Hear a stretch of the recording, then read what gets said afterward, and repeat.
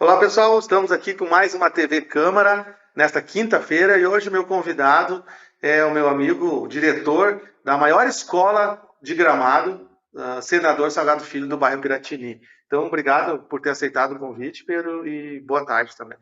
Boa tarde, Rodrigo. Boa tarde a quem nos acompanha pela TV Câmara. É um prazer estar aqui representando a senadora e representando a Piratini nesse espaço, né, que a Câmara também está disponibilizando para as várias atividades que o município vem oferecendo, né. Então, como o Rodrigo já disse, né, eu sou professor, sou hoje o diretor da Senador, Escola do bairro Piratini. Atendemos cerca de 1.200 alunos, distribuídos do pré ao nono ano. E é uma grande responsabilidade também falar em nome dessa comunidade que tanto abraça e cuida deste município que é Gramado. Sabe, Pedro, que eu estava outro dia aí num lugar em Gramado conversando e falando sobre escola, e eu visito muitas escolas, sabe disso? Toda semana eu visito alguma escola, e comentei da escola da Piratini, e um pai me disse, olha, um dos melhores diretores que nós já tivemos na Piratini foi o Pedro. O pessoal gosta muito de ti lá, do teu trabalho, e eu sempre digo para as pessoas que a profissão do professor, e te disse isso outro dia também, não é salário, não é remuneração, é gostar do que faz e é o que tu faz lá na Senadora. Outro dia eu te comentei sobre isso. É difícil tu ter um diretor à frente com tantas responsabilidades que a gente tem, inclusive, visto, né, na tua escola, fazer com carinho, com amor. O Pedro as crianças estão entrando, ele está lá na frente, as crianças estão saindo, ele está lá na frente. Eu acho que isso é muito importante. E uma das questões que eu gostaria de comentar e passar para a comunidade, Pedro, sendo uma das maiores escolas hoje, a municipal, a Senador, eu te perguntaria assim, ó, nós temos hoje estrutura para ter esses 1.200 alunos, ou já está no limite, teria que ampliar? E por que encheu tanto? No teu ponto de vista, por que ela eu sei que está sendo feito novas salas de aulas lá, né? Por que tem tanta criança? Por que a demanda está tão grande no bairro Piratini? Então, eu venho falando, né, quando o Rodrigo fala, eu gosto sempre de saudar a professora Maria Goretti, né, nossa antiga secretária, e por tempo eu trabalhei com a Goretti diretamente lá na UAB, e a Goretti sempre dizia que diretor deveria sempre estar na porta da escola, era um lugar que a gente deveria estar, e eu acho que isso ficou assim marcado. Então, eu gosto mesmo de receber os meus alunos e entregar eles no início e no fim dos turnos. E claro, eu tenho uma grande equipe, né? Hoje eu tenho 3 vice-diretoras, tenho supervisor, orientador educacional. Isso então garante com que a gente consiga fazer também, se eu não estiver lá, uma das pessoas da minha equipe vai fazer essa recepção e entrega das crianças. Enfim, né, quando nós assumimos a senadora em 2020, nós tínhamos 713 alunos. E a gente foi crescendo mais ou menos 100, 120 alunos por ano. Por que isso acontece? Isso é uma incógnita, quase. Mas a gente vai vendo alguns fatores, como a questão das escolas estaduais, né? Nós somos rodeados por 2 escolas estaduais, que é o Santos Dumont e que é o Ramos Pacheco. Nós recebemos muitos alunos que são advindos dessas 2 escolas. Isso também acabou lotando a Senador. Nós temos alunos que vêm da região lá da Campestre do Tigre, Vale dos Pinheiros, que a escola, eu acho, o Henrique já não consegue mais atender a demanda. E são muitos alunos migrantes e imigrantes, alunos que vêm de outros países e de outros estados, né? Hoje, Rodrigo, para mais ou menos a gente ter uma ideia, nós temos 22 alunos que não são nascidos no Brasil, né? Na Senador estudando. E temos aí mais ou menos quase 400 alunos que não são nascidos no Rio Grande do Sul. Então, é um público novo e é uma troca de público muito rápido. Então, isso também faz um grande desafio para uma equipe de escola trabalhar, né? Então, eu acho que esses 2 fatores, as migrações, eu acho que Gramado atrai ainda muita gente para trabalhar. E a questão da localização próxima das escolas, o Ramos passou por uma reforma, tendo aula remota e assim por diante. E aqui no Santos Dumont, o Estado em si, ele está focando mais no ensino médio, né?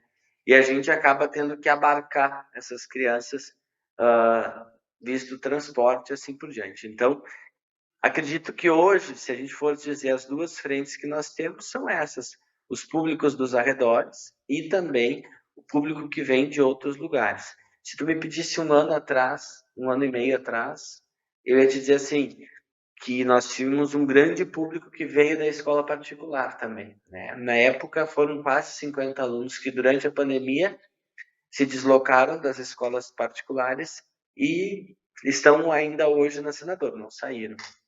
Então, são alguns pontos que a gente também vai focando e vai vendo por que cresceu tanto, né? Quando falavas em aumento, então hoje nós estamos com 8 novas salas de aula, né? Essas salas, elas não servem para que a gente aumente o número de alunos, mas sim que a gente possa dar uma qualidade um pouco melhor para o trabalho do nosso professor e para o que o aluno também tenha mais qualidade em sala de aula. Porque hoje as minhas turmas estão com 25 alunos. E uma meta, e a lei é 25. 25. Está no limite. Estamos no limite e o que vai acontecer?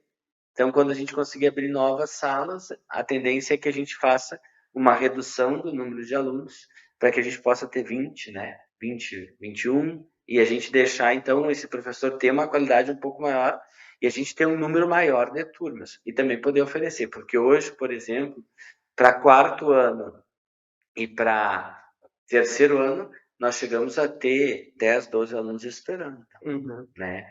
E daí vamos dizer, mas não tem vaga em outra escola? Tem, mas é que um pouco o pai quer.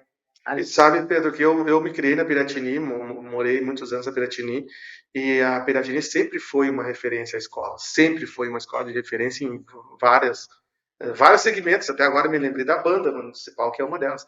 Assim como outras escolas, mas a Senador sempre foi. O pessoal, Senador é bom, Senador é bom.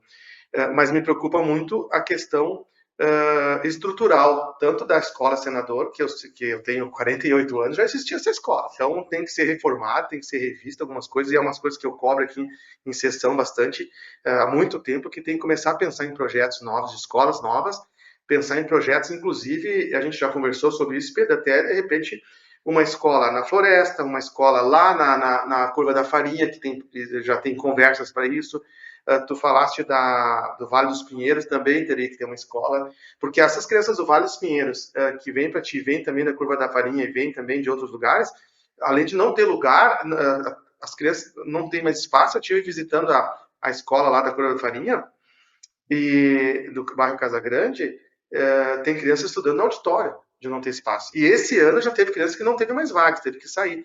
Então, acaba indo para alguma escola. Só que vai chegar uma hora que, se não tiver escolas novas, e não é creches que eu estou falando aqui, é ensino fundamental, ensino médio, se não tiver escolas novas, não tem como comprar vaga, não existe.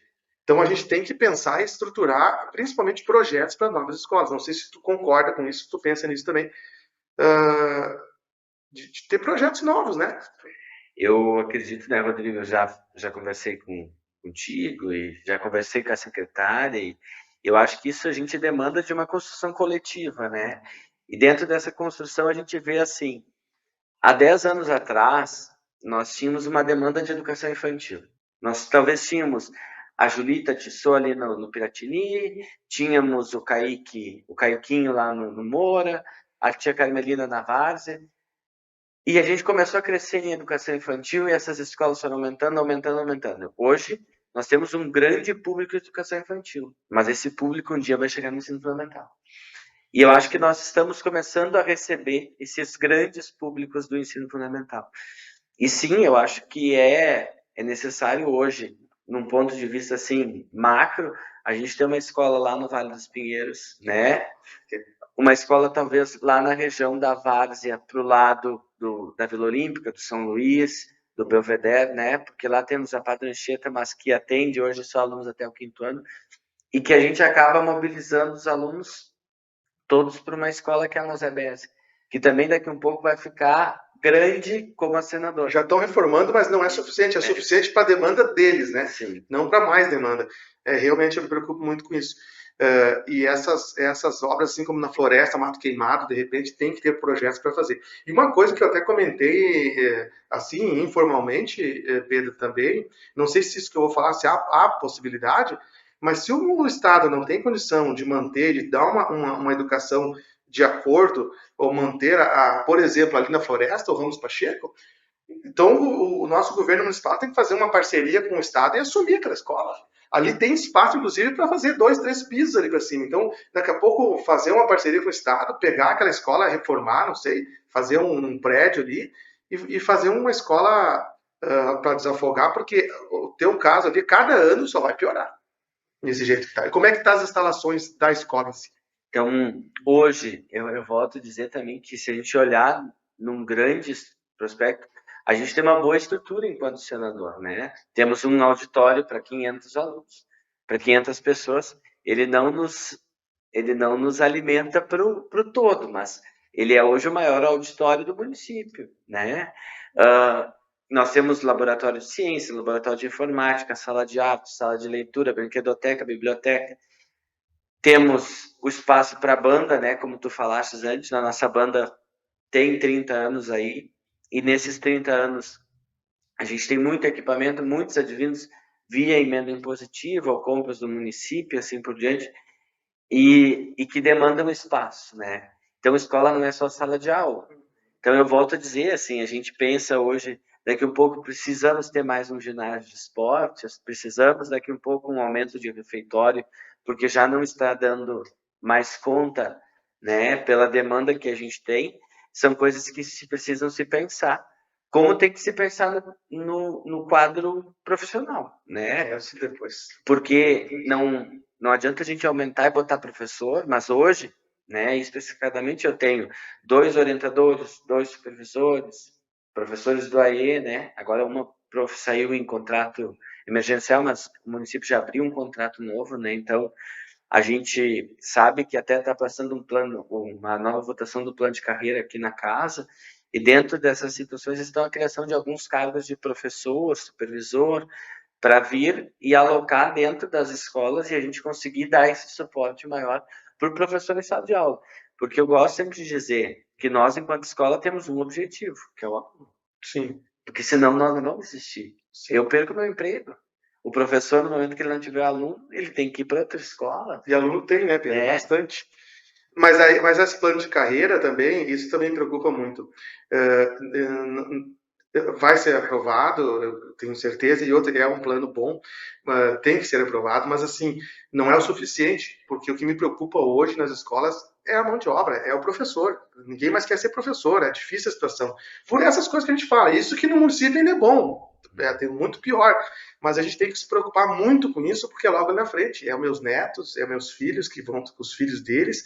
Então, assim, me preocupa muito a mão de obra, que está cada vez mais escassa, que é a mão de obra do professor, né?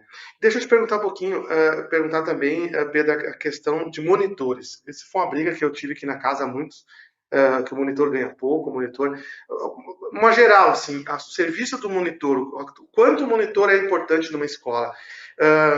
Hoje, lá na tua escola, eu estive visitando outra vez, estavam faltando, a última vez que eu estive lá, 10 monitores. Como é que está hoje isso? E qual a importância do monitor numa escola? Então, assim, hoje, como um professor, existe um monitor. Ele é tão essencial quanto um professor. No universo de senador, Salgado Filho, nós temos hoje 60 alunos que são do público do atendimento educacional especializado, né, do AE. E destes, mais ou menos 30 alunos necessitam de monitoria. Então, só para explicar para eles o que é a AEE. Tá. Um pouquinho, só rapidinho. Né? Um exemplo de AEE seria os autistas. Né? São os alunos que têm o transtorno do aspecto autista, né? Alunos com deficiência física, deficiência visual, né? Deficiência física não só de locomoção, mas também visual, ou a questão do deficiente auditivo. E esses alunos estão amparados em lei para ter monitoria. Além destes, nós temos outros alunos que vão apresentar algum tipo de dificuldade intelectual.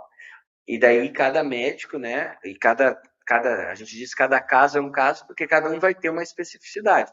Nós temos alunos que não necessitam de monitoria, tem outros que necessitam, por indicação médica ou por indicação do corpo da escola, né, o corpo docente da escola, professor.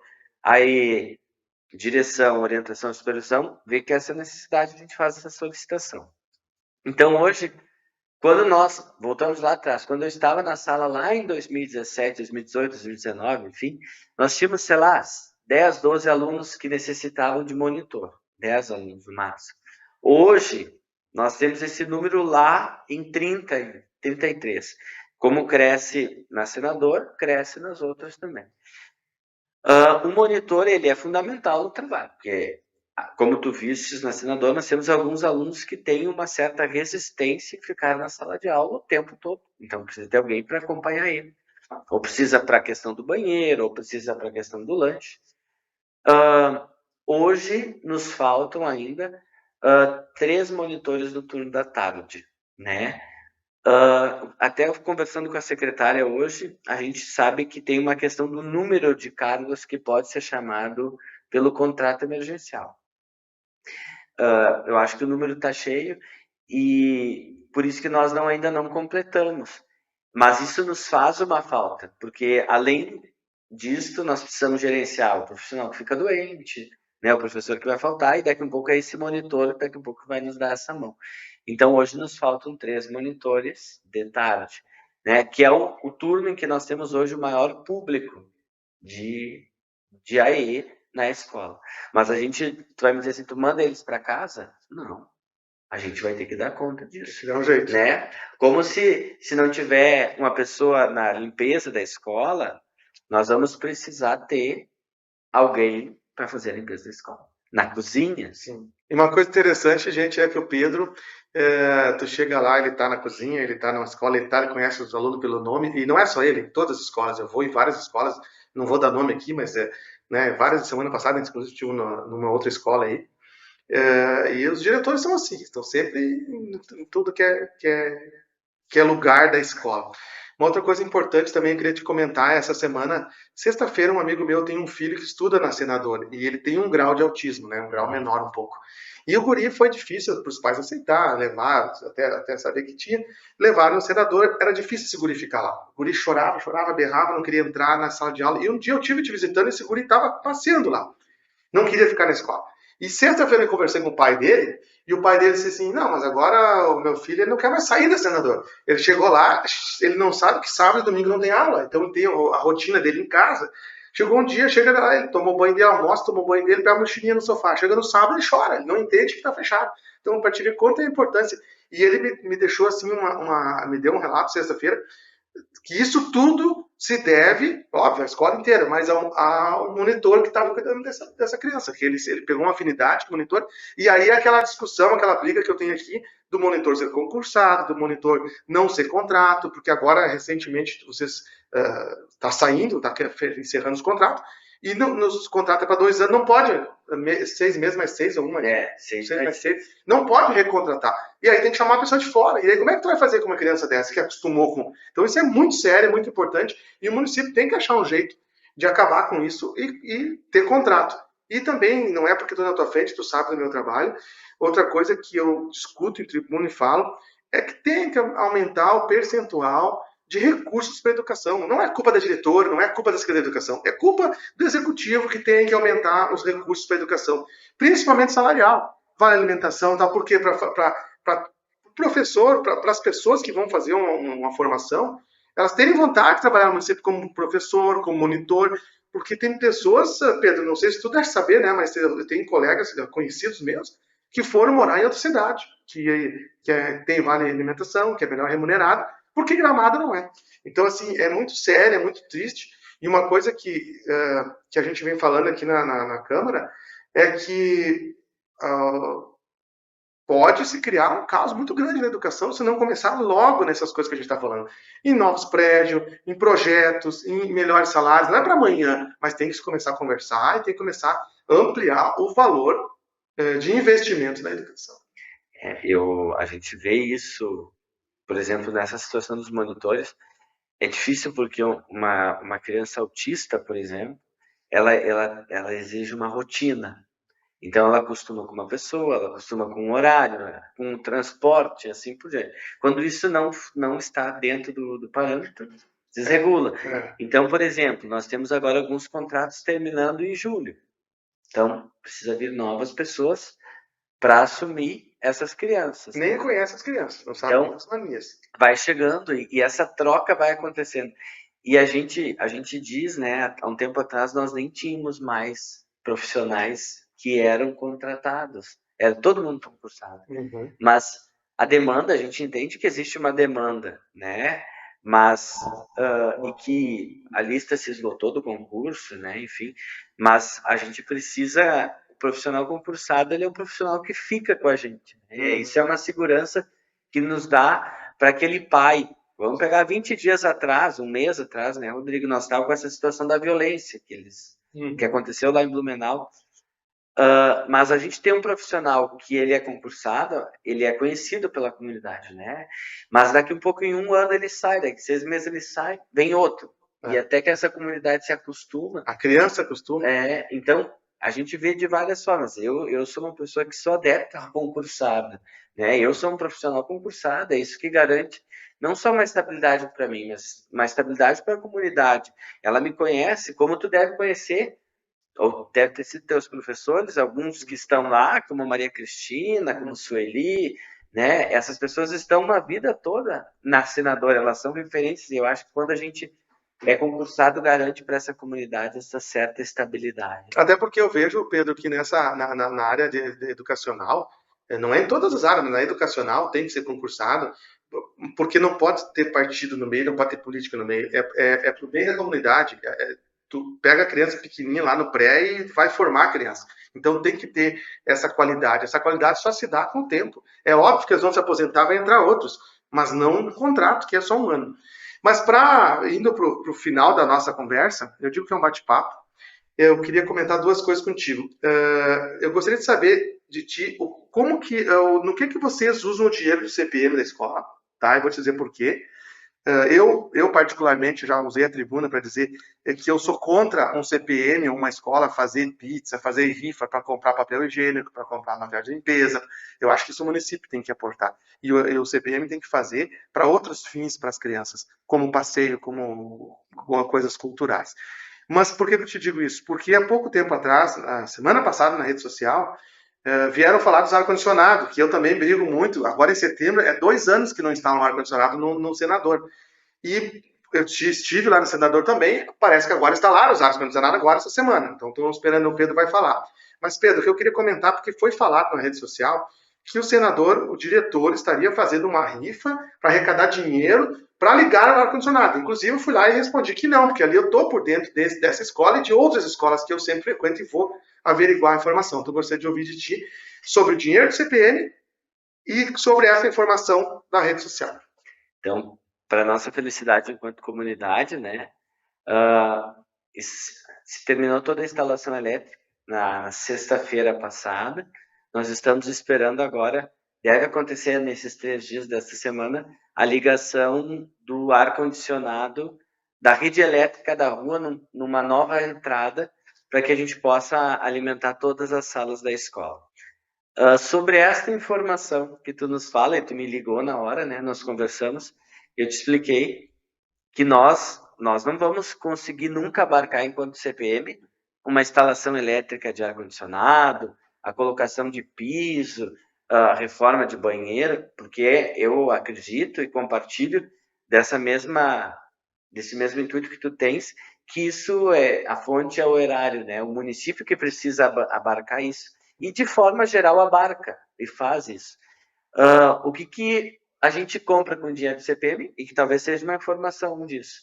Pilha para ar-condicionado. Isso a gente compra enquanto CPM de escola, né?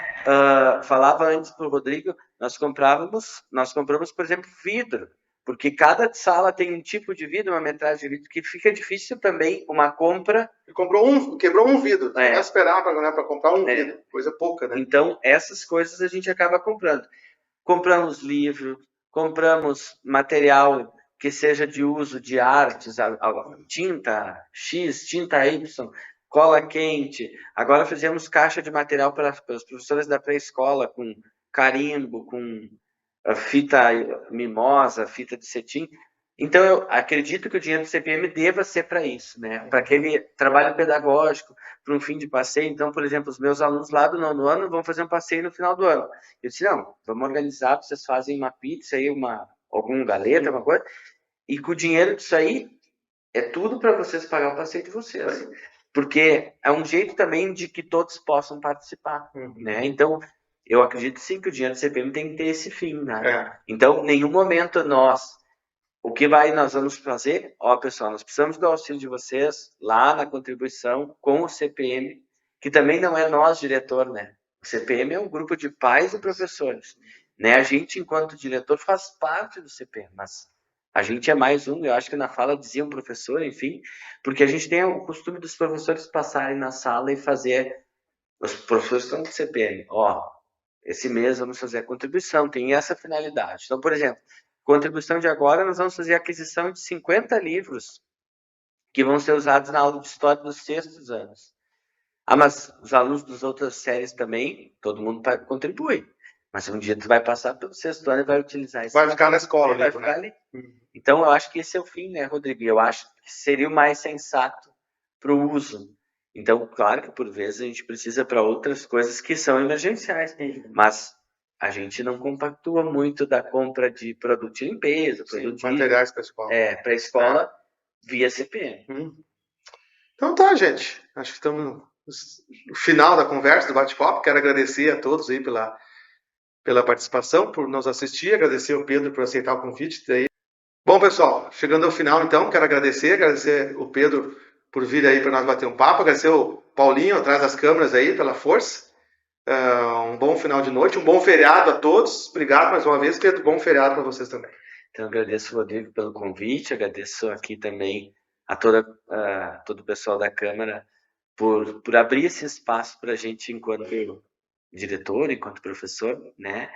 Agradeço a quem nos acompanhou pela TV Câmara e também desejo um bom feriado a todos.